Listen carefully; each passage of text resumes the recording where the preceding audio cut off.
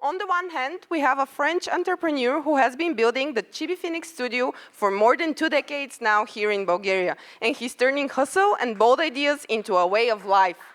Adrien Bacchi, ladies and gentlemen. Did I say it correct? Okay, thank you very much. He is a man who runs marathons the way he does business, with perseverance, stubbornness, and creativity. Well, thank you.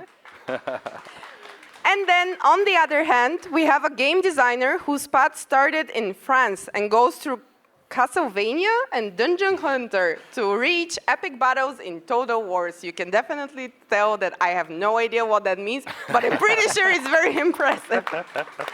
Today, he is at Creative Assembly and helps create experiences that are played by millions around the world. Alexandre Lainé, ladies and gentlemen. And together, they bring that very special French-Bulgarian connection that proves that when it comes to creativity, there are no borders. So for the next 30 minutes, the floor is theirs. Thank you. Hey, thank you. Thank you. So we are not sure what we're going to talk about. Just don't be afraid. The main mission is to make 30 minutes entertaining for you and also for us. We've been told that if it's not fun, we are doing it wrong. So it's going to be fun, right? Should be. So please be fun. Please be fun. Okay. I think we'll start the fun by introducing ourselves a bit more to you guys. So I'm Alexandre Lainé, like she said. I've been in Bulgaria for 15 years already. I joined here for work, not for love, but found love after that. Work was a partnership with a Bulgarian studio with an American company, so that already sets the scene. I already worked with 2 different cultures. But at the beginning, I'm a programmer. I studied in France for programming, but I decided that programming is a bit too limited, so I wanted to go a bit more into creating my own stuff, which was appealing with programming, but I decided to go more in game design. So I'm working on creating systems, creating experiences, from the research for it, what appeals to players, toward making a fun experience, and we drive the process up to testing, polishing, and releasing the game, and then maintaining it on live. I've worked in Gameloft for 10 years here in Sofia. Worked for Interplay, which was the company that brought me here. Castlevania was on a company in France that was in Strasbourg. For the ones who know about the city, you should really go there. It's a very nice place. And yeah, for the last 15 years, I've been here doing mobile games, and recently moved to CA to work on Total War, the big franchise, with the Warhammer IP, which already puts a bit of borders and frame around the creativity we can have. So I think we'll have a lot to talk about. What about you? Well, me being fun? Yes. I'll try. No, I'll try after something. The fun. Well, first of all, this idea of a creative industries without border. I mean, we are your French minority, so that's why we have been invited. Yeah. Foreign interference, as it will be called in some countries. That's what we are trying to bring, not foreign interference, but some idea of what it is to be French in Bulgaria for many years and to connect with creativity, and some practical experience of creative collaborations between different culture and different countries. As myself, I'm French. I'm 44, born in Paris, French-Italian, and yeah, I lived 3 years in Belgium and 17 years in Sofia, so it's 20 years outside of France. And I met my wife in Bulgaria. She's Portuguese, yes. And we have a boy who's 11, so he's French-Portuguese, born in Sofia. So it's very interesting for culture and identity. We are talking about that. Are you sure that Cristiano Ronaldo is better than Mbappé? Are you really sure about that? He's still for Portugal. Wrong. And we adopted a little girl who's Bulgarian. She's soon to be 3. So we have this thing about identity, about who are we and how do we contribute in Bulgaria. I've been an entrepreneur for 19 years. I arrived in Bulgaria in 2008 with 2 partners. We started with 10 days in Sofia. And after 10 days, we're like, wow, that's actually really nice. Let's stay a little bit more. And we had a one-way ticket from Brussels to Sofia, and we stayed 17 years after. We're still here. Let's see where we are in 17 years from now, but probably here. That's far. Yeah, that's going to be really far. interesting. So, about creative industries without borders, and obviously we're going to talk a lot about video games. I really wanted to start talking about the movie industry. Sorry, because there's something really interesting. The first, we will be talking about collaboration and creative collaboration, and what can be a friction as multicultural collaboration, and what can be an accelerator. Talking about accelerators and the positive things, it's always easier. I want to talk first about something very concrete, because we are experiencing it in our studio. My studio is called ChibiPhoenix, by the way. Who is from ChibiPhoenix around here? Whoa! Congratulations, thank you for coming. We have been with ChibiPhoenix part of a co-production, European co-production, and I think it's a very interesting example. Our first game in co-production, you can see it here, is called Chicken Hair, and it's going to be out in 4 weeks from now. It's a game that is based on an IP that has been pretty successful on Netflix in 2022. Chicken Hair 2, the movie, will be out in 6 weeks, and the game will be out in 4 weeks. And what's very interesting here is that it started as the co-production project. I mean, anyone here knows what are co-productions? Good. Not much. So the European Union has this particularity about cultural projects and creative projects that they work a lot with governmental funds. And co-productions are an incentive for countries to collaborate and create things together within the EU. And the first initiatives of the kind, they started in 1948. Yes, thank you, I'm giving you a lecture of history. 1948 in France with what is called CNC, Comité National du Cinéma, so the National Committee for Cinema.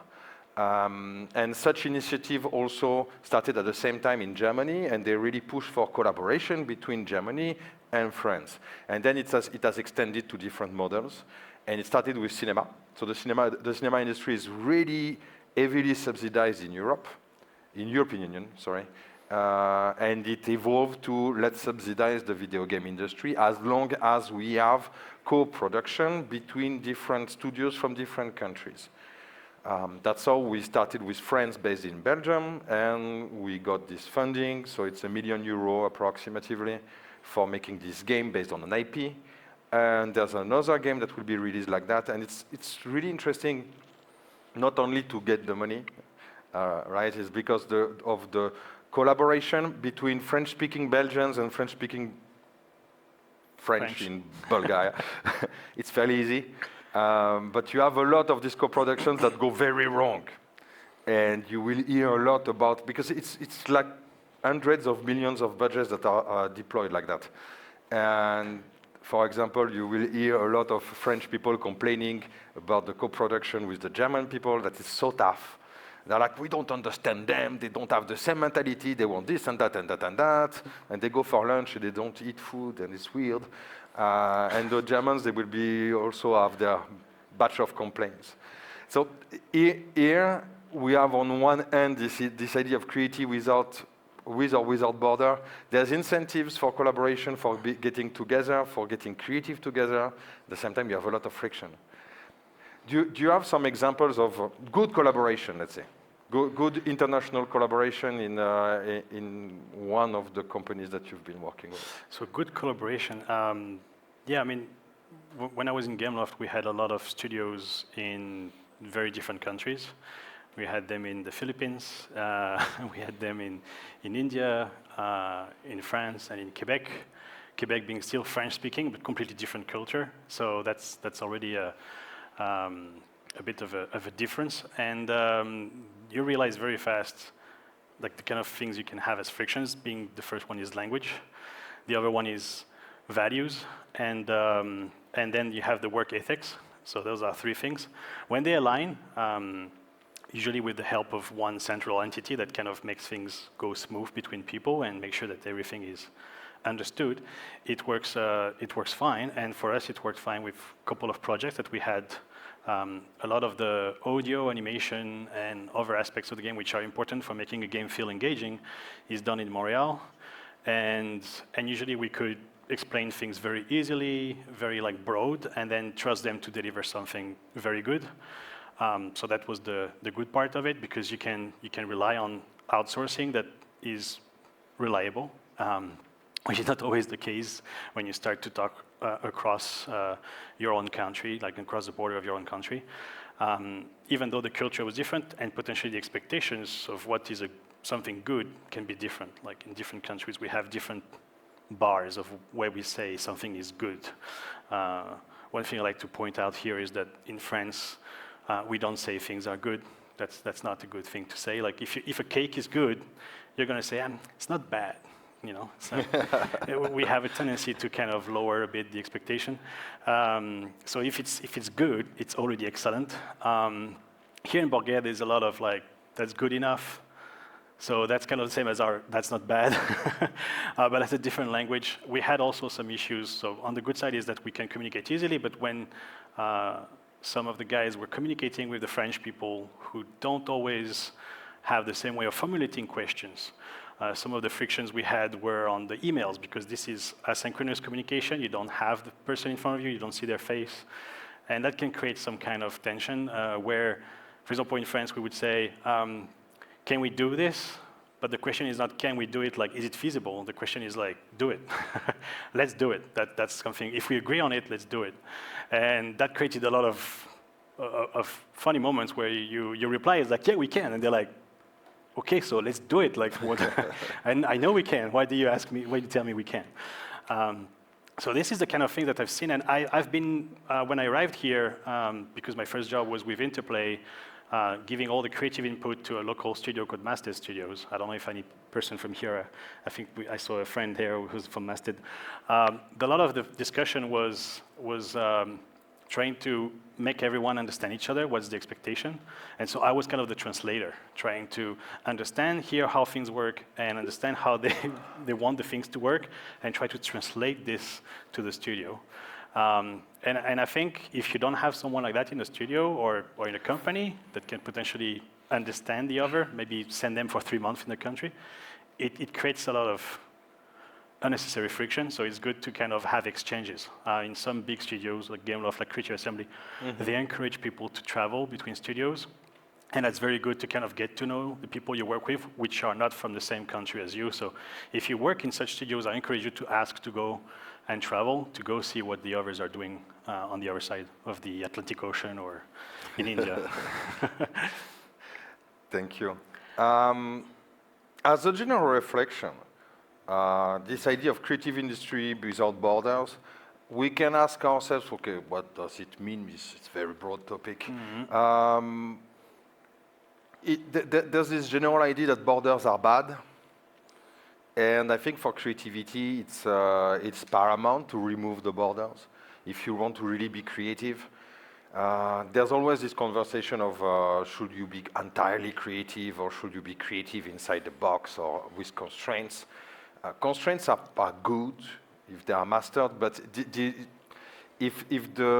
what you need to avoid, I mean, constraints for creativity are very interesting, but here we are talking about borders that will add friction. One of the main friction, I believe, for constraint is when everybody thinks the same. Homogeneity of thinking is a killer. That's why you should have diversity. If in a room everybody's French or everybody's Bulgarian or everybody is a male, white male 40 plus, you can be sure that people will tend to think the same stuff. And that's absolutely uninteresting. Yep. You won't have creativity if you don't have a minimum of conflict, respectful conflict. But that's why diversity is very interesting for creativity, not as a gimmick like we should have 27% off, but as something that is actually proven to create dynamics and reflections and talks. You can have very good examples of, so I will go back to the co-productions.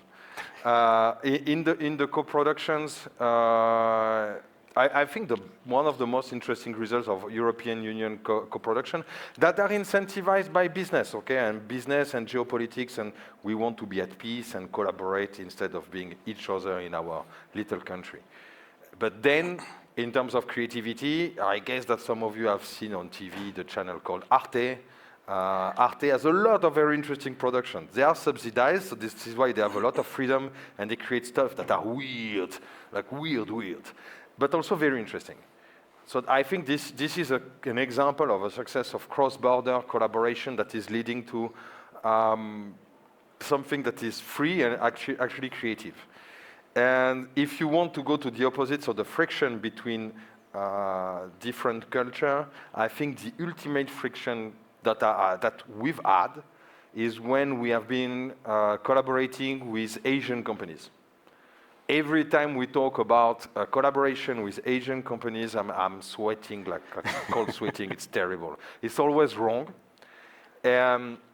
Sometimes you have to because you want to buy the license to the IP rights to adapt Naruto as a video game or Dragon Ball, and then, well, okay, you have to talk with Bandai.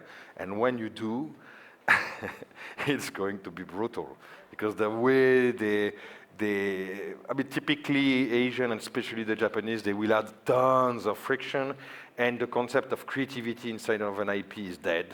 They will add all the constraints possible, like, no, the color of Naruto, his suit is orange, this orange, not another orange, and he's going to do this precisely, and they have loops of validations and all. And it's not like you have a choice, because if you want to adapt this IP, which is extremely valuable, you have to enter their frame. So that's like creativity with a lot of borders and a lot of constraints. And you really don't have a choice. Or you make your own IP and then good luck. But that's not only the Asian countries. Really? Like any IP I've worked, at least personally, every IP holder I've worked with, they always have obviously what they want and what makes this IP. And Asia, I think it's like the culture is so different that we always have like some. It's worse than when the French talk with the Bulgarians or with the English or whatever. It's completely different, like other side of the world type of culture. But I know that when we worked on Castlevania, it went very smoothly because we were just porting a game. So that's an easy solution. You just like take the first one, scale it down, make it work on the mobile phone, and that's it. But when you start to work with some of the more known worldwide IP, like we worked on Harry Potter, and Harry Potter is known to be very, very, like, J.K. Rowling is very strict about what's Harry Potter, what's not Harry Potter, and you go through infinite loops of feedback, and that can be very frustrating. And I don't think this creates any space for creativity itself. It's just, boundaries. But you still have the challenge after that of how you're going to make a game that's going to recreate the experience of watching a movie and give you a story that is in the universe, that respects the universe, and yet, is abiding to it while being new, which is very difficult. Working right now with Creative Games Workshop is also very strict about what Warhammer is, and you have lore which is canon, non-canon, so you have to make sure that you know the difference, and that creates a lot of challenges. So if you like challenges, if you like to challenge yourself all the time, that's a very cool environment to be in, because you really need to master a lot of moving barriers in your design space, and then you have to sit down with the guys and find something interesting and new that still represents this, and that's always a challenge with the IPs. Mm-hmm. I think with the Japanese, it's also a very big cultural clash as well. But that's the fun thing, and I do like when we have constraints personally on the design space, because this way we have to think. We have to think outside the box, but inside the box still. Try to find new creative ways to overcome that. And usually that's painful. That's very painful. I don't know how it works in your case, but for us it's painful. It's a lot of effort, but usually it pays off very well. If the game works, if the things are successful, it's way more satisfying than to go and just for example, I do game jams. Game jams have no border; you just have a theme. The satisfaction is a bit different. It's a different kind of environment. Well, you don't have the pressure of making money with it. Yeah. That maybe is the problem. Yeah, I exactly. think that's the thing. Yeah. That's also what this pressure of making money out of it. I guess it's also part of what's complicated in this idea of creativity and borders, because in itself, being a product that needs to be profitable is a border. Yes. And you can have more creativity in projects that are subsidized by governments, because all of a sudden you're de-risking the investment and you are less tied to it has to be a blockbuster. You still have to make something, but yeah, it's. There's an example that I have in mind about creativity where borders have been removed, and that's been a very interesting collaboration. I think that everybody, or most of you, not everybody knows about Arcane, the anime adaptation of League of Legends.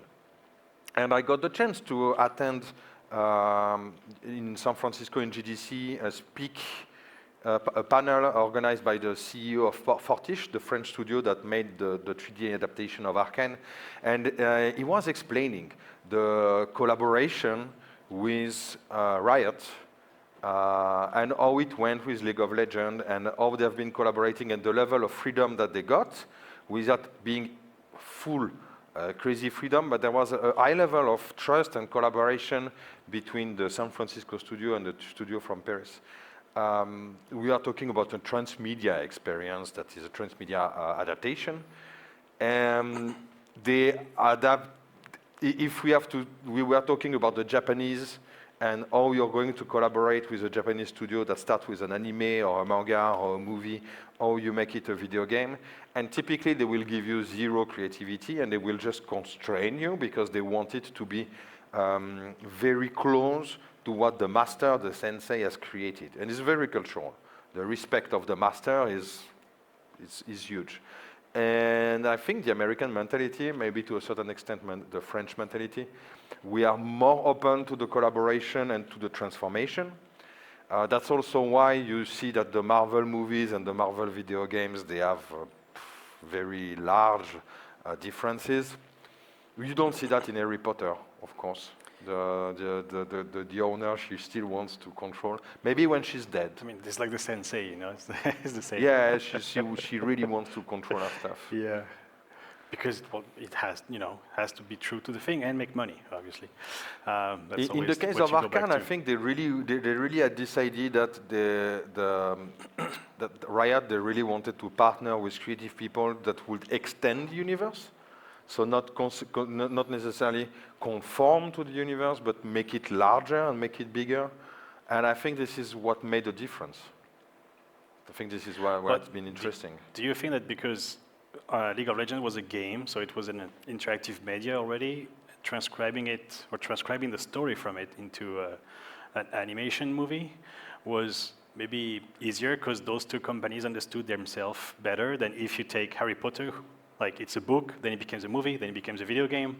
So there's maybe like also, I know my medium, I know what I'm doing, and then I have to communicate with people who have different codes, different ways of approaching things, different deliverables. So that's another challenge you have when you go, I think, co-production, because you have to make sure that you understand what makes the appeal of a book compared to what makes the appeal of a video game. And then you put the license on top, and then you put the executives, and then suddenly you don't have borders, you have claustrophobia. You just end up in a box where you can't do anything. That's I think, the center of the topic. Yeah. And you didn't have that with ChibiPhoenix. You started, you're like, what do we do?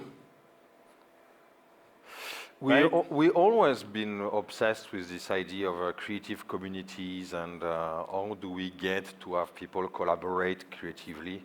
So the project we are working on is a platform of collaboration between comic book artists and video game creators so that they work together. That's the project we've been on for 15 years. No kidding, with a pause in the middle. But this idea of collaboration, it's very interesting because you will have these different approaches. Let's say the Japanese in general, or Harry Potter, their way of collaborating is we are going to collaborate with people that will adapt our IP and extend the universe. You do whatever you want as long as you do what I want, basically. So you're going to be strict about the universe. You want to control everything, every little bit. And Riot, typically, in the case of adapting League of Legends, they started with a lore that was pretty slim, pretty nothing, and they wanted it to be extended, and the extension was part of the creative effort. I think it's a rare case of collaboration, but the trend, when you have creative collaboration video game to video game, I think it's maybe more conflictual because of culture, because of ownership, because of ways of doing the things. And when we are talking about transmedia, really this idea of adapting an IP from video game to movie, from movie to video game, from video game to comic book, from book to comic book, etc.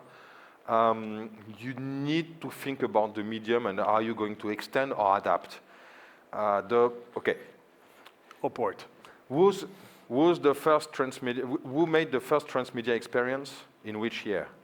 Hola. Thank you very much. You can answer for him if you like. I don't have my phone. You lost your phone. I don't know. I don't know the answer to that. So it was Snow White, 1937, by Disney. In 1937, they did the first animation that was adapted immediately as a musical, and it was Disney has been at the forefront of transmedia experience from the beginning. It was always this idea: we are going to develop a concept, an idea, and we are going to make the musical, we are going to make the theme park, we are going to make the goodies, we are going to make the video games out of it and control the full franchise. And that's also how they acquired Pixar and did the same. That's how they acquired Marvel and all the others. Everything transmedia is Disney at the center. They are the best in the world. And the Japanese will be also amazing with this. Like you have like some massive IPs. What's the biggest IP of all time? What's the biggest IP of all time? Yeah, I like to ask you questions. Yeah, I see. I mean, there's a lot of big IPs. Mario. But there is one. Mario. Mario? In my field. Nah, it's top 50.